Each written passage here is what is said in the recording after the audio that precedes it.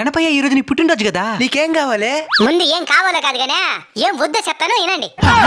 ముందు నా చూల దగ్గర నుంచి హై వాల్యూమ్ స్పీకర్లు తీసేయండి. చూడొచ్చేసే మార్గుంది. మీకు నిజంగా పాడాలనిపిస్తే ఒక భక్తి పాట నేర్చుకుని పాడండి, పరవశించిపోతాను.